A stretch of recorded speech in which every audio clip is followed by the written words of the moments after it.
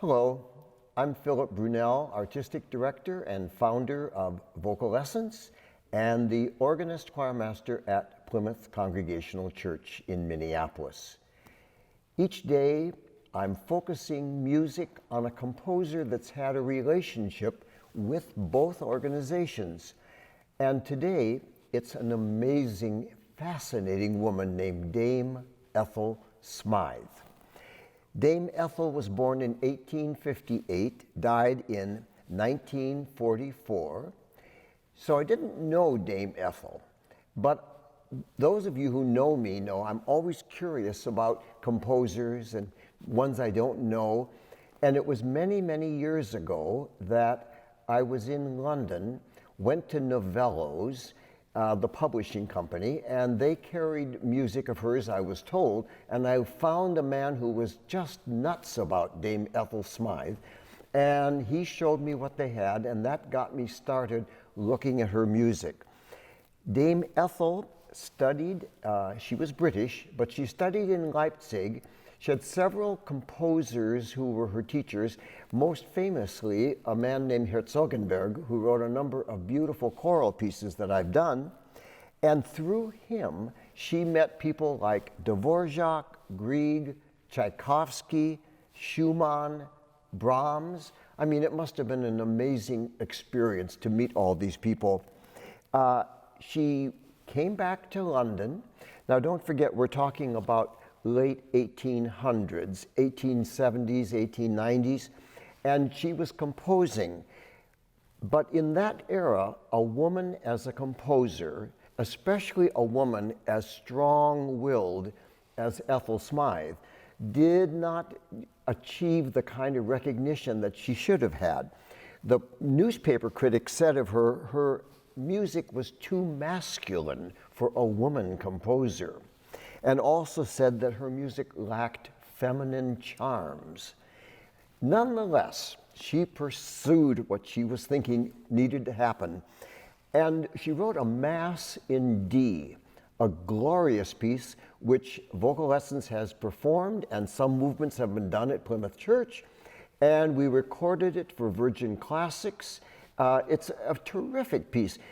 When you listen to this music, if you didn't know it was Dame Ethel, I'm sure you'd think, oh, I don't know Brahms having written a piece like that. Well, he didn't, but it certainly has that same era of Brahms in her style of harmony. Here is the Sanctus from her Mass in D. And just imagine at the beginning, solo alto, and then trombones come in.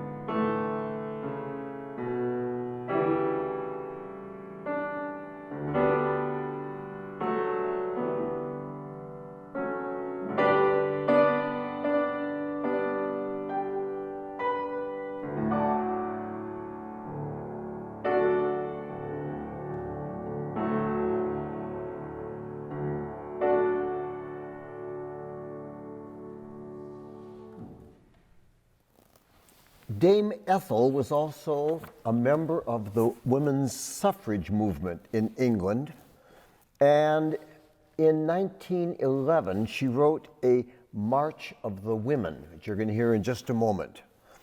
I read this about her personal life that I wanted to share. It said, Smyth had several passionate affairs in her life, most of them with women.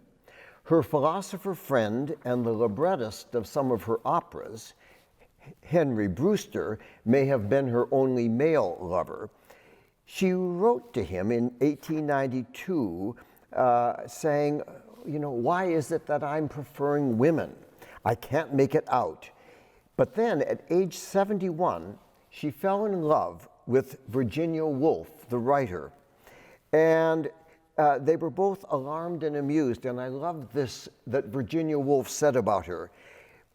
Being with Ethel Smyth is like being caught by a giant crab. Well, if you see a photo of Dame Ethel, she was a large woman, and she definitely had a mind of her own. She did have one opera, the only time until recent days that a woman has had an opera performed at the Metropolitan Opera.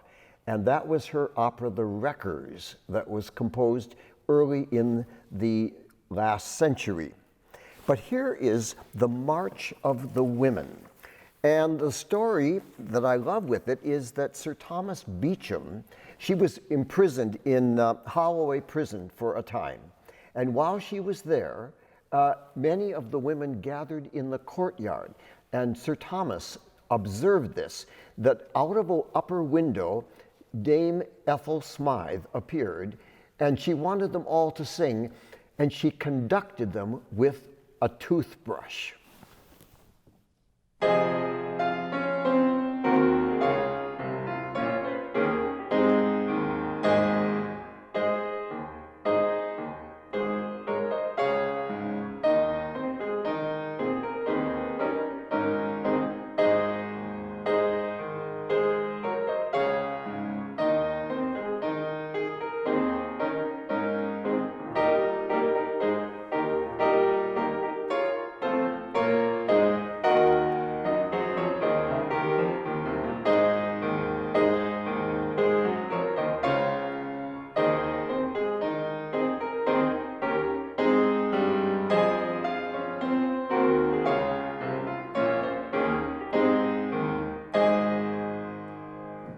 Have a great day.